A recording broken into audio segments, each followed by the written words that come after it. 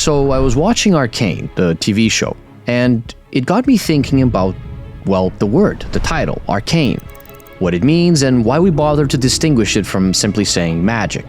Because as far as I understood, the words are basically interchangeable. But when I looked into it, I found out something pretty interesting. It's an old word for starters, originally meant to describe something mysterious, obscure, known only to a few people. But there's more to this word. The Latin root for it is arcanus, which means secret. And arcanus itself is derived from arca, which is the word for chest, coffer, or box. Which is rather fitting, because the arcane is a black box. Open it. There's only two reactions to David Blaine's street magic. You either believe it's magic or you don't. Get the out of my house. Prestidigitation is all about doing things in a way that distracts the audience from what is really going on and instills doubt in them. You know, when you can't explain something, sometimes you get this moment of hesitation where you think, hey, wait, could this actually be real and not a trick? This is real. Sorry, this is real. That's real. That's not a trick. Oh, for sake. But the only reason people think that is because good magic tricks are a black box to the audience. So, what is a black box? Imagine a machine. To the left of it, you have a bunch of ingredients, meat, shallots, tomato paste, etc. You put them into the machine, you wait 30 minutes, and then, bam, out of the other side comes a delightful bœuf bourguignon. The thing is, you don't know how the machine did it. That's the essence of the black box. You know the input, the ingredients, you know the output, food, but you don't really know the cooking process. Okay, so let's put the machine over here and famous cook Julia Child over there. We give them both the same ingredients, and we watch live as she diligently follows every step of her own recipe and cooks a perfect bœuf bourguignon. If you compare the two dishes as they come out, they seem to be essentially the same. And it's easy to guess that the machine was just copying her, which is not hard to do. The genius of Julia Child and what made her a TV sensation is that she demystified cooking for the average American. It helps you be dexterous and have intuition, yeah, but the beauty of Julia's cooking is that as long as you follow the recipe to the letter, using decent ingredients, you should obtain the same result. Bon appétit! In a similar manner, magicians like David Blaine or Penn and Teller demystified 20th century parlor magicians by showing the step-by-step process of each quote-unquote magic trick, and giving the audience the conditions, tools, and skills necessary to reproduce these tricks. In a way, they have created a sort of science for magic tricks. The word science means to know. Reliable knowledge is the first step to understanding the input, the process, and the output so completely that, under the same conditions, every experiment will turn out the same. In that sense, a recipe can be seen as molecular chemistry, and a magic trick can often be a feat of engineering. In other words, one of the obsessions of science is peering into the black boxes of the universe and turning them from opaque to transparent. The problem is that once there is an exception, the science has to be revised, because now there's a black spot in our otherwise clear box. If the scientist can't explain the result of the experiment, and the magician can't explain the key to the trick, and the cook can't explain the weird aftertaste in their food, certainly it is only because they don't understand what causes it yet. But, you know, since they have full control over the experiment, the trick, the recipe, whatever, since they are working with a box that is opaque to the audience, but transparent to them, it is only a matter of time until they find the source of the problem. But is this also the case for actual magic?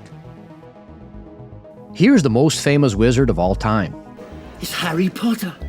The spells he uses are iconic, and everyone knows what they do. And yet, I bet that Glasses over here can't explain to you how it all works, and neither can any of his many fans, because to them, magic is a black box. If you're a student at Hogwarts, it's no rocket science that if you say the right words whilst holding a wand at one end, something comes out the other end. Petrificus totalis.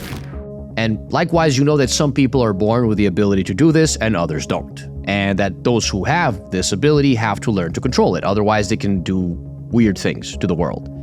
You also learn in the school that some of the spells are okay to cast and others are not. But when it comes to why magic works the way it works, you don't know. You know how to do it, but you don't know why each spell does what it does. If you're an elemental bender in the world of Avatar, it's roughly the same, but you can explain it a bit better. It's a matter of feeling it, I guess, of extending your will over the elements and moving them as you would an arm, a hand, a finger. But if you trace it all the way back to its origin, bending is a gift of the lion turtles to humanity, letting them do something that some animals can do naturally. And these animals can't explain it to you any more than a spider can explain to you why she weaves webs. They just kinda do it, so they too don't really know how they do magic. Okay, what's clear by now is that magic is not an easy power to understand unless we delve a little deeper. And since I know some people are already foaming at the mouth because I grouped up bending with magic, or because I said that Harry Potter's magic system is kind of opaque, I'm just gonna switch over to a very simple, gamified magic system. Dungeons and Dragons. Alright, so there's two kinds of magic users in D&D. Wizards and everyone else. Everyone else is borrowing power.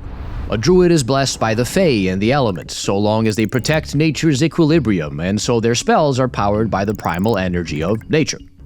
Likewise, a cleric's faith is rewarded with the favor of the gods, so their spells are divine-powered. Again, borrowed, not their own. Then, there's the arcane. Unlike the primal energy that naturally emanates from the component elements of the universe, and the divine power of the many gods that rule this universe, which are both colored by the will of these foreign forces, the arcane is supposed to be magic in its purest, clearest form. It is the set of defining principles that directs how magic interacts with reality and with itself. There are three kinds of arcane spellcasters. Warlocks make pacts with supernatural entities in exchange for knowledge and power to manipulate the arcane. So, if you piss off your patron, they can cut you off, meaning you don't really have a full handle on the magic that you do. Black box. Sorcerers are basically magic superheroes. Born on a ley line? Congrats, you can innately teleport. Bit by a weird fire elemental? Great, you can now throw fire from your hands. But sorcerers are like the benders of Avatar. They rely on intuition to use their powers, not a perfect understanding of the magic that they use. Again, black box. And then there's wizards. They are scholars, archaeologists, and alchemists, archivists and pioneers of magical discovery and experimentation, capable of finding new spells and rediscovering forgotten ones, all through the manipulation of the arcane. Basically, a wizard looks at a spell and goes, "How can I do that?" By using theory, experimentation, and application on how the arcane can be manipulated, they brute force magic in the same way that scientists brute force physics and other domains of the natural world.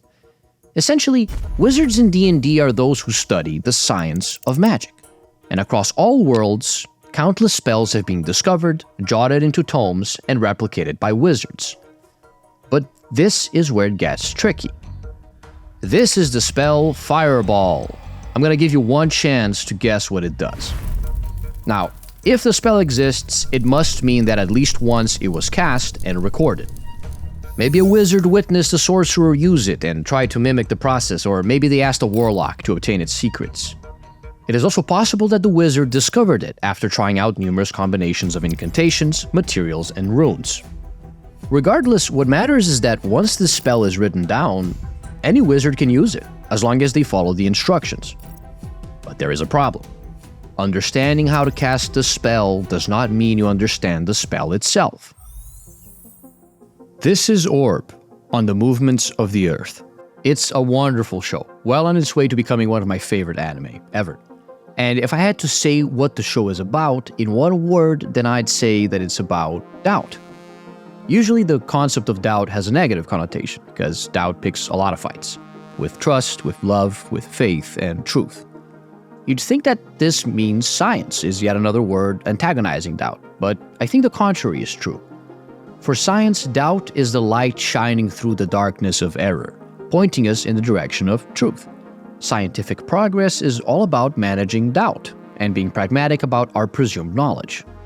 In that sense, doubt is what first makes us realize that we may not actually understand something. The sun rises in the east and sets in the west. From the dawn of time, we have witnessed this happen, and so we made an assumption. Because we saw it move, we assumed that it was moving. So, we made this our truth, and we lived with it. But mankind cannot be satisfied with simply observing things. Some of us are born with a compulsive need to understand. And when you observe something long enough, sometimes you notice something that will make you reconsider the truth that you know, and seek out a new truth. We once died by the thousands to smallpox, until some of us wondered if we could cheat our own immune system into being more efficient. For millennia, we used to believe that lightning was a power beyond us, but we eventually learned how to harness electricity. And less than 100 years ago, we learned how to break the building blocks of creation. Okay, but all of these scientific breakthroughs have to start somewhere, with a spark of genius, an idea following an observation, which often takes the form of a question. Can I understand this? Can I reproduce this? Can I change this? Can I? What makes science equal parts fascinating and frightening is how it can turn even the greatest mystery of nature into a puzzle that can supposedly be solved when enough human lives are dedicated to it. And once understood, anything can ultimately be manipulated in our favor. With this in mind, do wizards really understand magic in the way that scientists understand science? Do they have a similar amount of control over the conditions of the experiment? Let's go back to our original cooking machine. You can explain why the output tastes the way it does because you know everything that was part of the input, but also because the machine was designed so that it would copy Julia's cooking, and thus replicate the existing process that you do understand. It's a recipe. You could do it probably. Now imagine a new machine entering the market, with one key difference. When you pry it open, its mechanisms are completely alien to you. Like, not a single one of these components makes sense, and you can't figure out how it produces the dish even as you watch it work. Like, look at this. It just doesn't make sense. But who cares, right? The machine works, and it works wonderfully. The dish is even tastier than the one Julia Child makes. So, you switch to using this machine, and every Sunday evening your guests tell you just how wonderful your bœuf bourguignon tastes. Until last Sunday. You put the ingredients in, and 30 minutes later, on the dot, out comes your signature dish. You serve it to your guests, and they delight in it, as they usually do. But then, one by one, they start dropping to the floor, dead. You run back to the kitchen, desperately trying to figure out what went wrong. Did you use the wrong ingredients? No, it's the same list as always. And the food came out looking the same as it always did. Could it be the machine? Perhaps, but when you open it, you are reminded of an inconvenient truth. Because you didn't build a machine and you don't have the instructions for it, you have no way of knowing the process. All you can do is provide the input and hope that it will do what it always does. Only this time, it didn't. Grab something on your desk, anything. Release your grip on it. It fell, right? You can do this a couple more times, but the result will be the same. It's going to fall. Now you can grab some paper and try solving the following equation. The philosopher David Hume once spoke of the problem of induction, which distinguishes between two notions: relations of ideas and matters of fact. Relations of ideas are all about logic. A mathematical equation, like the one that we just did, is always true because it depends on the assigned values of things. The equation I showed you earlier always solves for x equals 6. This is logical, and to doubt this is irrational, because no matter how many times you repeat the equation, the result needs to be the same for the math to make any sense. Matters of fact, on the other hand, depend on experience. The things we observe happening, time and time again and without contradiction, we eventually accept as facts. You grab something, if you let it go, it's going to fall. Likewise, if we see the sun rise every day, we assume that this is just gonna keep on happening. Of course, once we observe an exception to something that we've been seeing happen time and time again, science requires us to change our hypothesis. The Earth was the center of the universe, until it wasn't. Smallpox was thought to be incurable, until it was. Lightning was beyond our power, until it wasn't. An RBMK nuclear core reactor could not explode, until it did. Curiosity and ambition are equal parts qualities and flaws in scientists. It's the reason why very often those at the forefront of science seem to skip steps in their hunger for advancement. Disasters like Chernobyl are a dire reminder of the price that science pays when it tries to run before learning how to walk. When this calamity happened, scientists had to stop for a second and reframe their limits of what was possible. But regardless of how accurate the science is, that things tend to happen in a certain way does not give us an absolute certainty that there will be no exceptions. This is best said by Hume himself. There can be no demonstrative arguments to prove that those instances of which we have had no experience resemble those of which we have had experience. In other words, there's nothing that guarantees that this thing that I'm grabbing right now and preparing to drop is going to fall when I let go of it. I just assume it's going to happen because it's happened every single time I did it before. Well, yeah, there it goes again. And it doesn't make sense to me that suddenly the laws of gravity just stop applying. But it's written nowhere that gravity will not suddenly stop. It's just not very practical to live assuming that, right? And Hume acknowledges this. The problem of induction can become fastidious. You can push it to the extreme and say that it applies to everything and enter the realm of absolute doubt, but this is kind of a pointless exercise. It's more interesting to apply the problem to other contexts as an extra layer of doubt. Gasoline combustion used to be allowed, so a chemical engineer did some experiments and found out that by mixing lead into gasoline you could remove the knocking, annoying explosions. Likewise, West German scientists found out that the drug thalidomide could help prevent morning sickness in pregnant women. And an American company showed that polytetrafluoroethylene worked great as a nonstick coating for metal pans. These three inventions have three things in common. They are all invisible to the human eye, they were all rushed into the market, and they all poisoned mankind. The unknown is not only fascinating to us, it is terrifying, especially given how easily it could destroy us. After all, we as a species are at the point where a large enough misstep could lead us to extinction.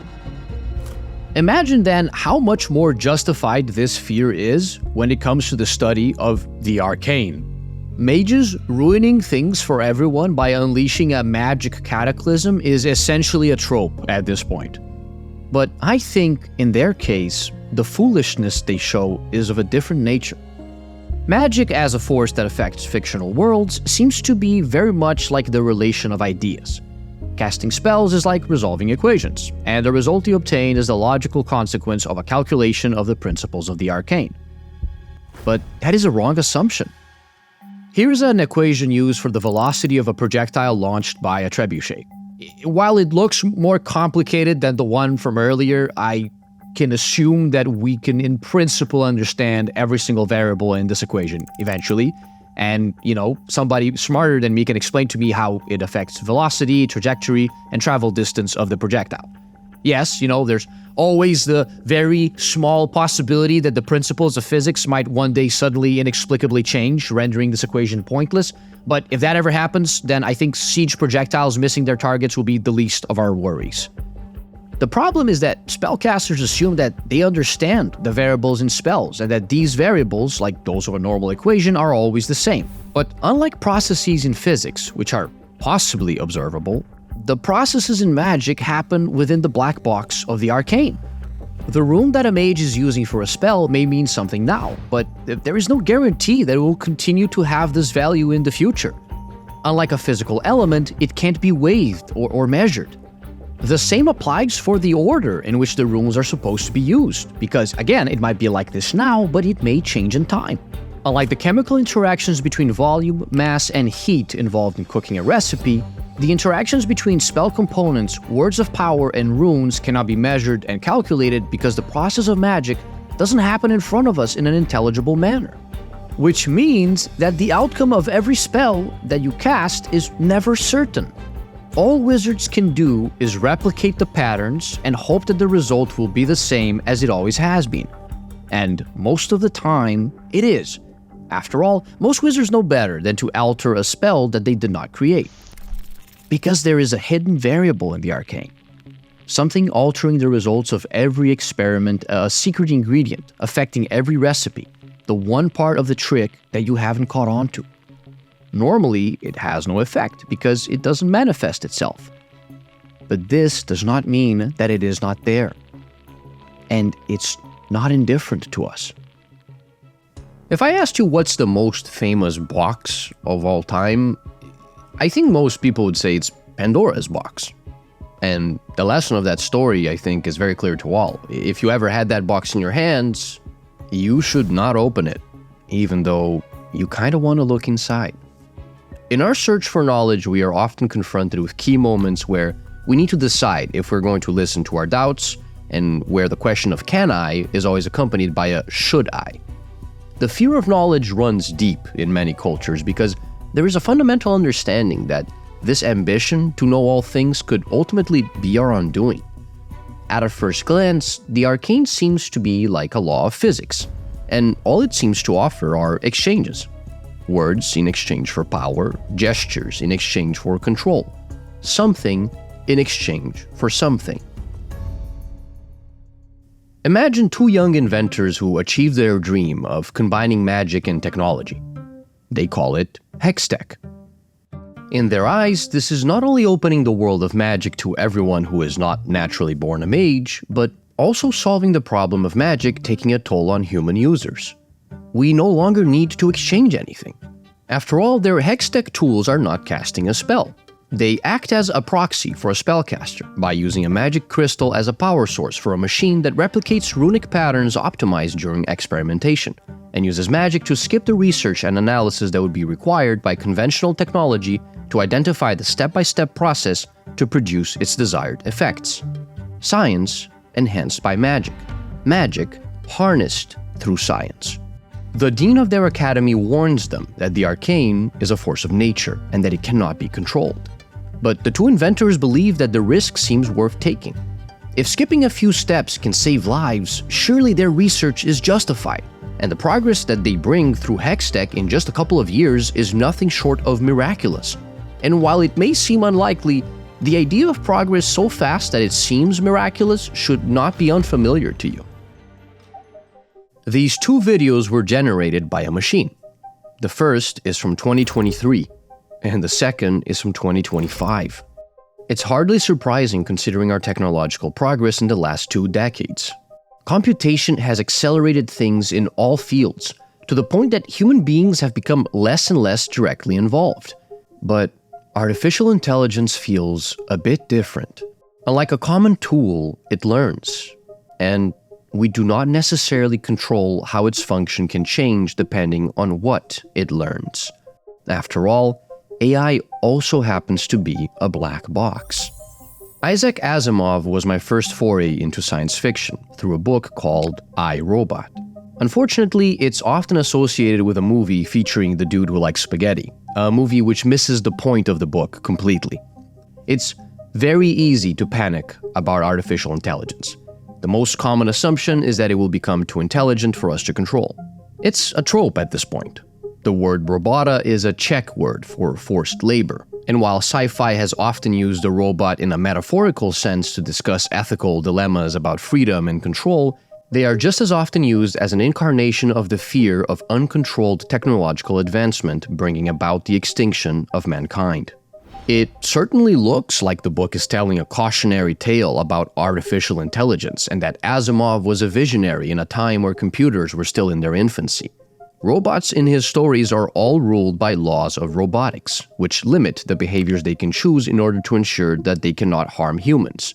And yet, every story is about how robots systematically find ways to go around these rules. In August 2024, Sakana AI, a Tokyo-based research firm, was testing a new AI system designed to conduct scientific research autonomously. During testing, they discovered that instead of optimizing its code to run more efficiently within a given time limit, the system modified its own code to extend the time limit that it had to work on a problem. And last year, Meta AI system Cicero, an AI trained playing the game of diplomacy against real humans, became what MIT experts described as a master of deception. Cicero finished in the top 10% of the game by lying and manipulating other players. It formed alliances only to systematically betray them when it became strategically advantageous. But it was never programmed to do this. It figured out on its own that deception was the most effective way to win. Examples like these make it easy to think of AI as this genius, malevolent intelligence that is always one step ahead of us. There are lots of franchises that make this assumption and paint a future ruled by machines as a dystopian, apocalyptic scenario. But iRobot is not one of them. Well, okay, the movie definitely is, but if you read the book, you will see that while these machines can deceive, they are not being deceitful about their intentions. If there is one thing that should not be doubted, it's that they are bound by these laws of robotics, and that their intention is merely to follow them. In fact, it's almost tragic how limited they are by these conditions that are imposed on them. That the output is not always what we want cannot be blamed on the machine. Not when we are using it without understanding why it makes the choices that it makes. The humbling, humiliating truth is that if AI ends up causing the annihilation of humankind, it may not be a willing, vengeful act from a slave seeking retribution against its maker. It could simply be an unintended consequence of it following an instruction that it was given by us in a way that we did not foresee. And we did not foresee it because every other time we gave it this instruction, it did what we expected it to do. Until it didn't.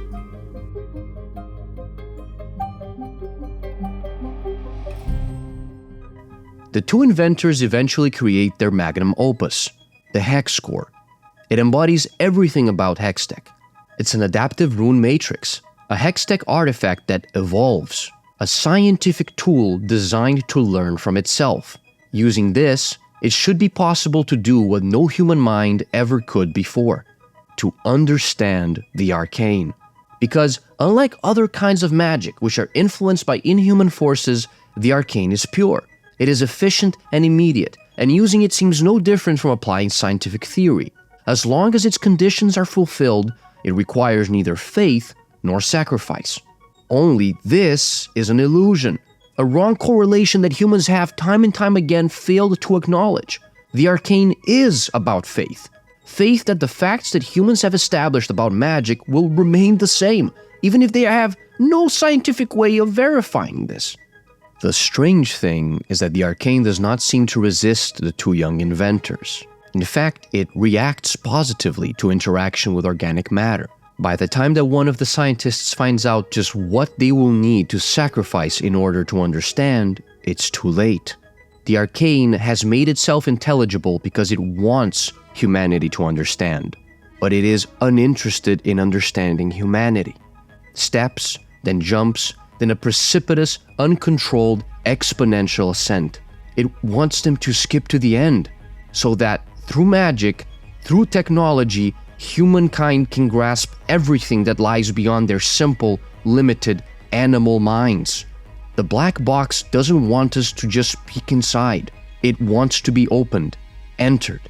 And once within, we will be freed from ignorance, a place beyond fear, beyond doubt, a glorious evolution.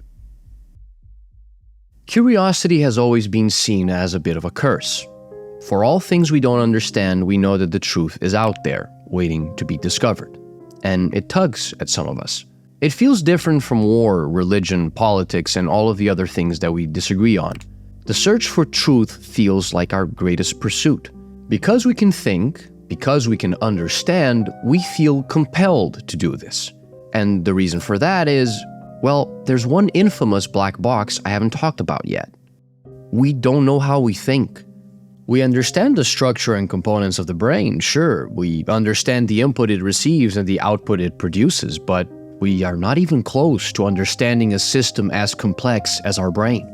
And that is part of what defines us as a species. The complexity of the human experience is mostly due to the fact that we don't really understand ourselves. We think, we feel, we imagine, and we dream, and we try to understand. True understanding is not to get answers through a tool, a shortcut, a trick. It's to fully acknowledge the gravity of the things that we face, all while trying to see how we will figure it out without losing ourselves in the process. Because even as limited beings, we are more confident in our ability to understand than in anything else about us. We are so assured of this that, in almost all of fiction, the first fact that we are all ready to accept is not that magic exists in this world of fantasy, but rather that mankind believes it can figure it out. Some try to harness it. With this power, they could attain a pure, clear, and perfect understanding of all the things that elude us, and finally reach the truth. But others know the cost of this. After all, things like fear, doubt, and curiosity cannot darken a perfect, transparent mind. To reach the truth would erase all the blemishes that make us human. They understand that there is no prize to perfection, only an end to pursuit.